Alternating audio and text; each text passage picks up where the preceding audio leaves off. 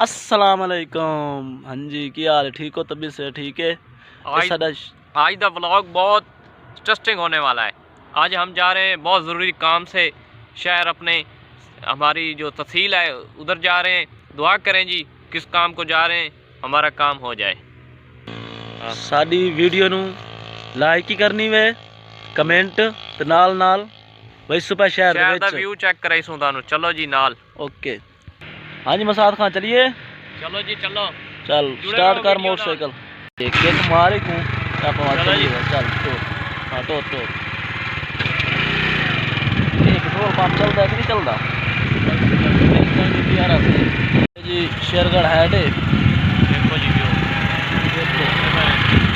जुड़े रहो वीडियो ना। ये नहर साड़ी बहुत बड़ी शहर, साड़ी नहर साढ़े पंजाब की बड़ी नहर साढ़े पिंड च गुजर रही है। हमारे विलेज का और रास्ते में ऐसी खूबसूरती हम देखते जा रहे थे, मैंने कहा व्यूअर के साथ शेयर करें। बोल मैल सी सिर्फ थोड़ा सा सफ़र रह गया है, बाकी साथ कि महीना मेरा बोलता तो नहीं कि नहीं आप राशा की साइड हम नहीं जाने मसाज जी। अच्छा आप जा रहे हैं, रोड ठीक है, सीधा जा देना फिर मैल सीधा बढ़ता है। चलो सही है, चल के जुड़े रहो।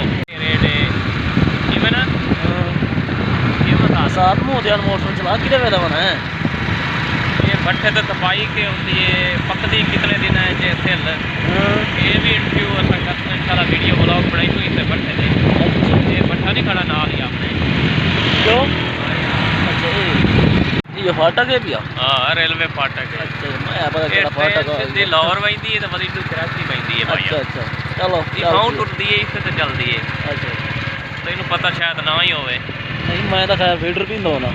हाँ आप जितने वे तो यार पक्कियां बड़ी ना कोई रेड़ी ते कोई बड़ेंदा पता कोई 12 साल पहले पक्की तो होंदी कोई नहीं आई थे, सुबह होंदी आई या गंदम होंदी आई चार फिर मक्की नजर आती मैनू यार।